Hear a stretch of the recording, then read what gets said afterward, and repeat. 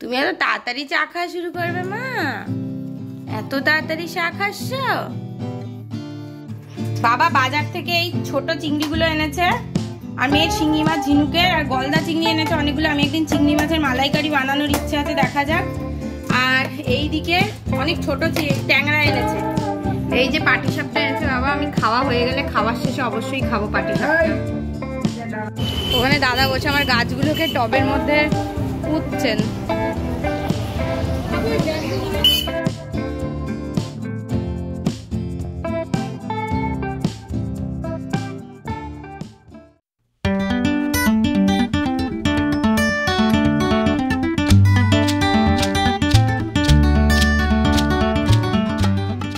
Hello everyone, welcome back to the channel, welcome to new vlog. तो কালকে তো blog করিনি, আজকে আবার ব্লগ করছি। তো আজকে 14 তারিখ তো আজিমা, আজকে 14 জানুয়ারি। দেখতে দেখতে 14 দিন কেটে গেল জানুয়ারি মাসের। মানে এই মনে হলো নিউ ইয়ার সেলিব্রেট করলাম, এই 14 দিন কেটে গেল। তা টাইম কি তাড়াতাড়ি কেটে যায়, তাই না? তো এখানে বসে আমরা চা খাচ্ছি, এই যে, আর এখানে মা চা খাচ্ছে, আর বাবা ঝিনুক বসে আছে এইদিকে, দেখাচ্ছে এক্ষুনি। ঝিনুক বসে বসে খেলনা বাটি খেলছে, খেলনা পেরে। ঝিনুকের ব্রেকফাস্ট হয়ে গেছে। ওই তো স্লেট ওখানে আছে দাদার কাছে। আস্তে আস্তে যাও, আস্তে আস্তে যাও। তো এখানে ওরা বাবা একদম বসে পড়েছে এখানে। বাবা আবার একটুখানি বাজার যাবে, ঝিনুকের একটু মাছও আনতে হবে। তো এই হচ্ছে সকাল সকাল ব্যাপার। তুমি এত তাড়াতাড়ি চা খাওয়া শুরু করবে মা? এত তাড়াতাড়ি চা খাচ্ছ?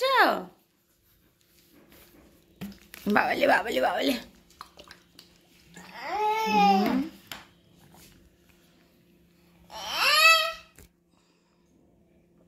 দাও, ওষুধ খাচ্ছিলাম মা। চা কে বানিয়েছে? আম ও বানিয়েছে, আচ্ছা খাচ্ছি। বাবাও এখানে বসে পড়েছে নাতনির পাশে, আর নাতনি এখানে বসে খেলছে। বাবালে দেখো, বাবলে বাবলে নান্না করছে। নান্না, তুমি কি করছো মা? নান্না বাবালে বাবালে, কি সুন্দর করে নান্না করছে বাবাটা আমার। তুমি খেলু করছো? মামা একটু পড়াশোনা করো তো, একটু পড়াশোনা করো মামা। ও মামা, পাত্তা দেবে না, ওটাই দেবে তোমাকে। এই তো আমি নিয়েছি তো, ওটাও নেব। আচ্ছা, কি ভাও খেতে মাই তো। ও মা, ও মাই কত খেলু খেলু করছে, কত খেলু খেলু করছে। বাবারে বাবারে, দেখো চাপা দিয়ে রান্না করছে। তুই চিকেন রান্না করছিস না? ডাক, ভাপ রান্না করছে বেবির জন্য। বেবির জন্য ভাত রান্না করে। ও বিম বললে? ভাত আর বিম রান্না করছে বাবা।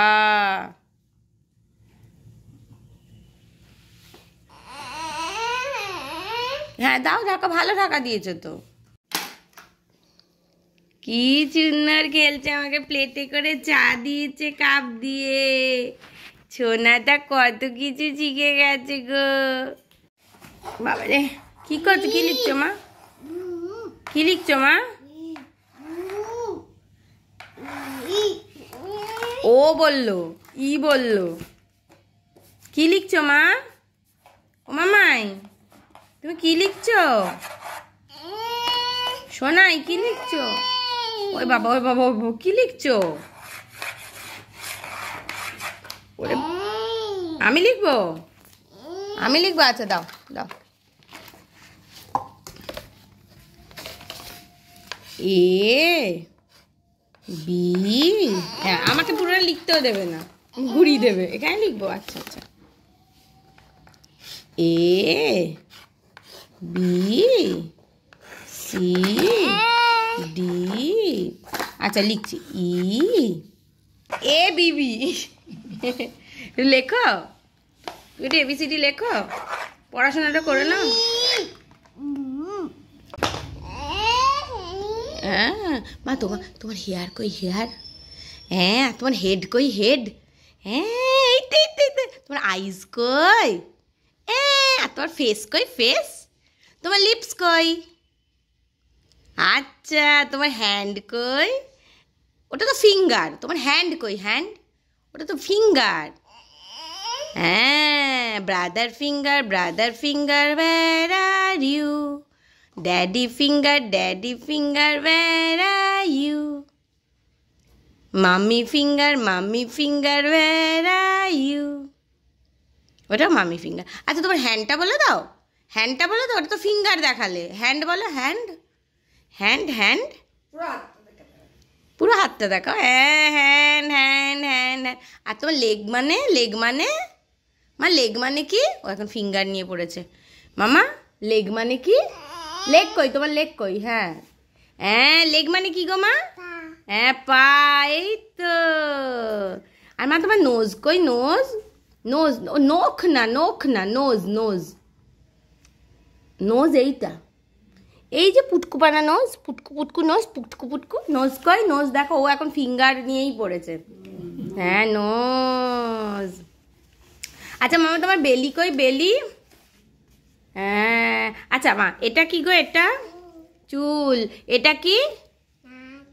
এটা তো চোখ। আচ্ছা, এটা কি? এটা কি? নান মানে, নান মানে হচ্ছে নাক। আর এইটা কি? এইটা এইটা তাঁত মানে কান। বলতে পারছে না তো, তাই ওইটা।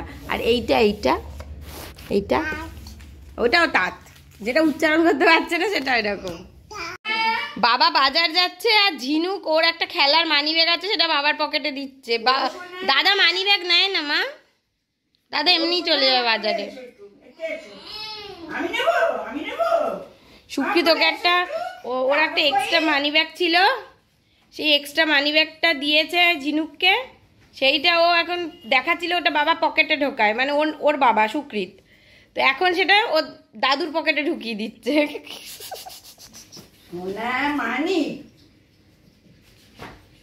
মার এখনো শীতের জড়ো সড়ো কাটেনি। আমাদের এখানে শীত কই মা? আমি শুধু জামা পরে আছি, সোয়েটারটাও খুলে ফেলেছি।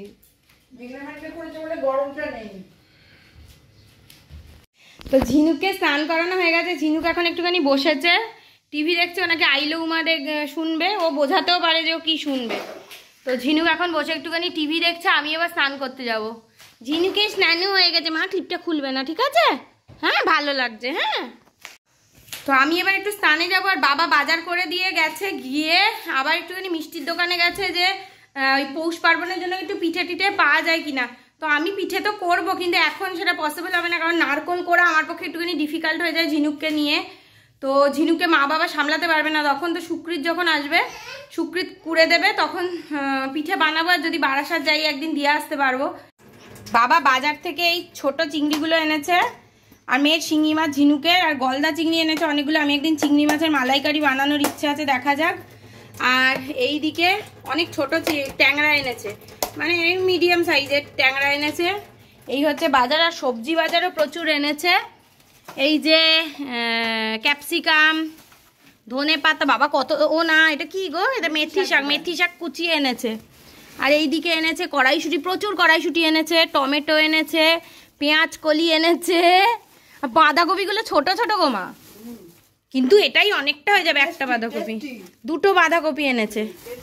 আর এদিকে বেগুন, আমার বাবা বাজার করতে পারলে বেঁচে যায়। 3-4খানা বেগুন এনেছে, ফুলকপি, আদা, রসুন, কুমড়ো। আর বের করতে পারছি না এখান থেকে। ঝিনুক চলে এসছে, যেই ভাবছে এখানে কি না কি হচ্ছে।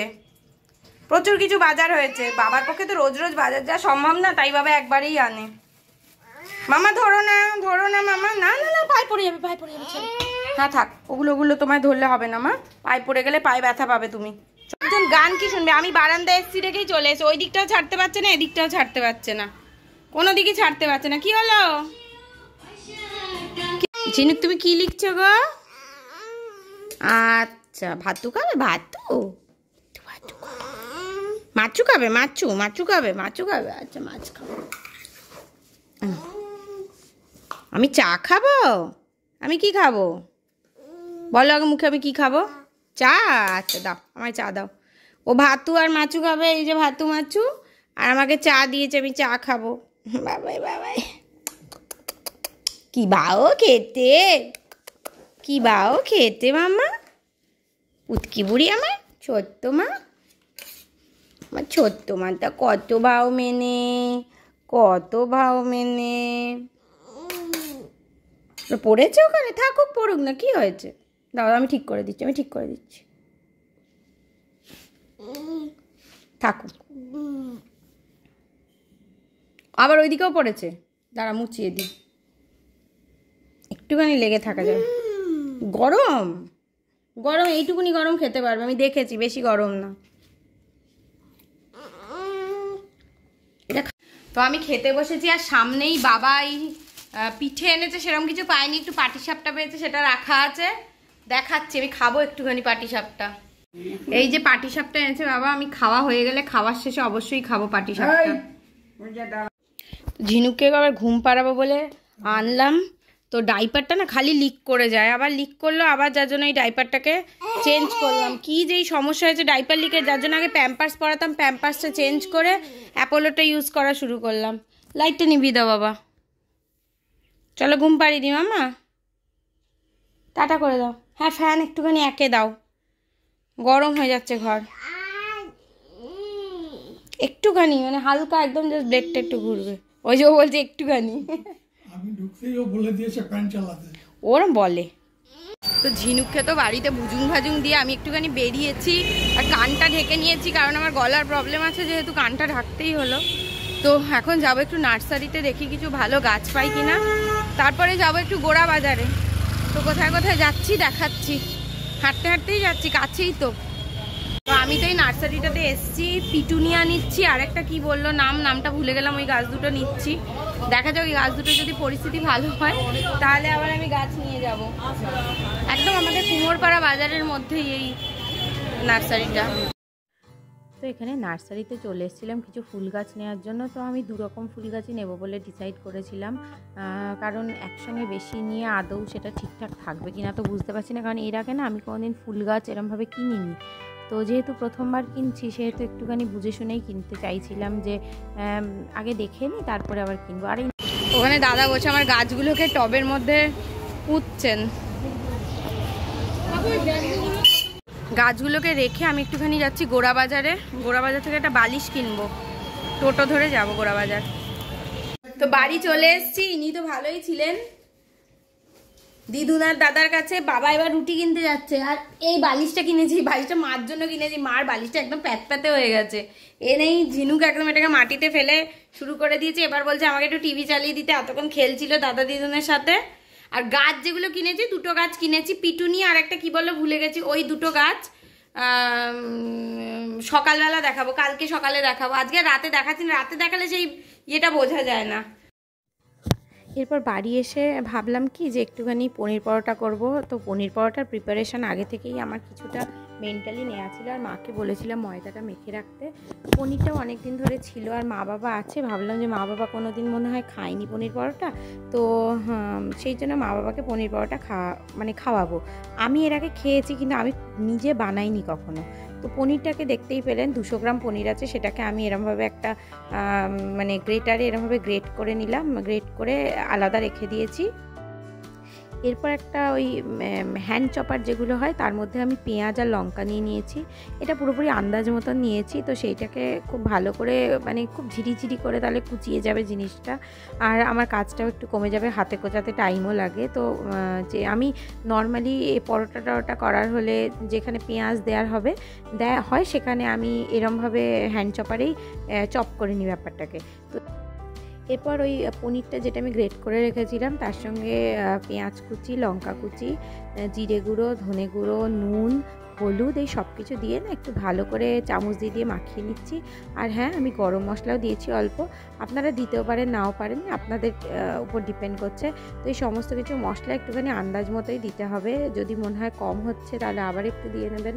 তো এরমভাবে আমি পনিরের সঙ্গে খুব ভালো করে মিক্স করে দিচ্ছি। তো দেখুন, এবার আমি মিক্স করে আলাদা রেখে দিয়েছি। এবার লেচি কেটে নেব, লেচি কেটে নিয়ে না আমি এক এক করে লেচিগুলোর মধ্যে দিয়ে এই পনিরের পুরটা দিয়ে দেবো।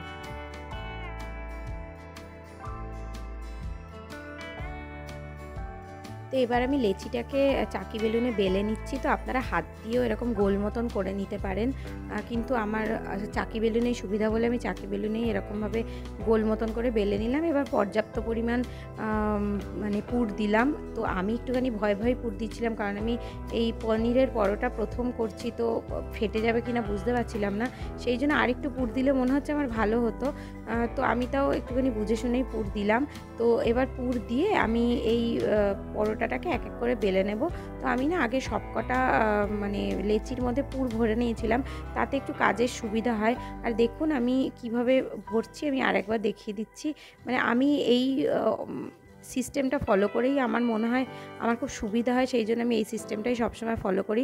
একটু বড় করে বেলে নিই, তারপরে পর্যাপ্ত পরিমাণ পুর দিই, পুর দিয়ে তারপরে মুখটাকে সিল করে দিই, দিয়ে লেচিটাকে একটুখানি চেপে গোল করে নিই। তো আমার তো সবকটা লেচি করা হয়ে গেছে। এবার আমি একটুখানি ময়দা নিচ্ছি, ময়দা নিয়ে করলেই আমার সুবিধা হয়। আমি ময়দা দিয়েই পরোটা সবসময় বেলি, জানি না কে কী করে, তবে আমার এটা সুবিধা হয় বলে করি। তো এবার ময়দা দিয়ে আস্তে আস্তে হালকা হাতে এটাকে প্রেস করে মানে ঘুরিয়ে পরোটাটাকে বেলে নিতে হবে। যত ভালোভাবে ঘুরবে তত ভালো করে ব্যাপারটা চারিদিকে ছড়িয়ে যাবে, আর পরোটাটাও ফাটার চান্স থাকবে না। আর যদি না ঘোরে পরোটাটা, তাহলে হাত দিয়ে ঘুরিয়ে নিতে হবে, যেরকম সুবিধা হয় আর কি।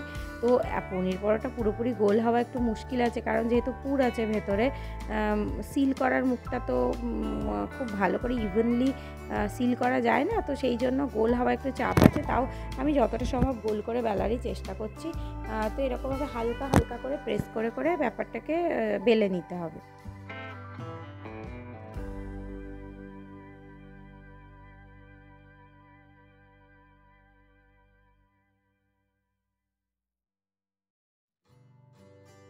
এরপর আমি একটা ফ্রাইং প্যান নিয়ে নিয়েছি। ফ্রাইং প্যানের মধ্যে আগে পরোটাগুলো সেঁকে নেব, সেঁকে নিয়ে তারপরে তেল দিয়ে ভাজবো। তো আমি এক এক করেও সেঁকতে পারতাম, কিন্তু আমি একসঙ্গে দুটো তিনটে নিয়েই সেঁকছি, কারণ তাহলে টাইমটা একটুখানি ম্যানেজ হবে, তাড়াতাড়ি হয়ে যাবে জিনিসটা। আর আমার না অধৈর্য লাগে একটা একটা করে সেঁকবো। তো প্রথমে না এরকম হালকা লাল লাল করে আমি সেঁকে নেবো পরোটাটা, কারণ সেঁকে নিলে পরোটাটা ভাজার সময় না বেশি আমার মনে হয় টেস্ট ভালো হয়। তো এরকমভাবে উল্টে পাল্টে একটুখানি লাল লাল করে সেঁকে নেব, তারপরে তেল দিয়ে পরোটাগুলোকে ভাজবো। তো মা বাবার পরোটাটা না আমি একটুখানি একদম কম তেলে সেঁকবো, কারণ মা বাবা একদমই বেশি তেলে ভাজা পরোটা খেতে পারে না, একদমই শাঁকা পরোটা মা বাবা খায়। তাই মা বাবার জন্য ওরকমই পরোটা করবো, আর আমারটা একটু নর্মাল যেরকম আমি তেল দিই সেরকম তেলেই সেঁকবো। যদিও আমিও খুব কম তেলই খাই পরোটা সেঁকার সময়, কিন্তু তাও মা বাবা যেরকম খায় মা বাবার জন্য সেরকমই করে দেবো, কারণ বয়স্ক মানুষ তো বেশি তেল অতটা খাওয়াটাও ঠিক না। তো আমি মা বাবাকে কিছু রান্না করে খাওয়াতে পারলে সত্যিই ভালো লাগে, কারণ মা বাবা কোথায় থাকে, আমি কিছু রান্না করলেও তো সবসময় দিয়ে আসতে পারি না, সেই বারাসাতে গিয়ে দিয়ে আসা সবসময় পসিবল হয় না। ওই জন্য মা বাবাকে যখন কিছু বানিয়ে খাওয়াতে পারি এখানে এলে আমার সত্যি খুব ভালো লাগে। আর বারাসাত যখন আমি যাই তখন আমি একটুখানি না আমার লেথার্জি লাগে কিছু কাজ করতে, মানে একদমই আমি কিছু করি না, তখন পায়ের ওপর পা তুলে বসে থাকি। তো দেখুন এই এক এক করে আমি পরোটাগুলো সেঁকে নিচ্ছি। তো আমার মোটামুটি হয়ে গেছে, প্রত্যেকের জন্য পার হেড দুটো করে পরোটা করেছিলাম। তো পরোটা সেঁকা মোটামুটি কমপ্লিটই হয়ে গেছে।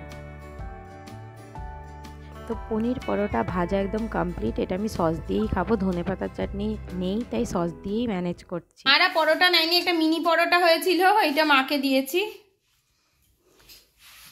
কেমন হয়েছে বলো মা? মাদেরটা অল্প তেলে ভেজেছি বলে একটু সেঁকা হয়েছে, কারণ মা বাবা অল্প তেল ছাড়া খাবে না, বেশি পরোটা খায় না।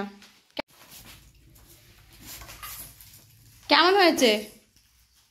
খুব ভালো হয়েছে, খুব সুন্দর হয়েছে। পনির পরোটা খেয়েছো এর আগে কখনো? এ প্রথম খাচ্ছ?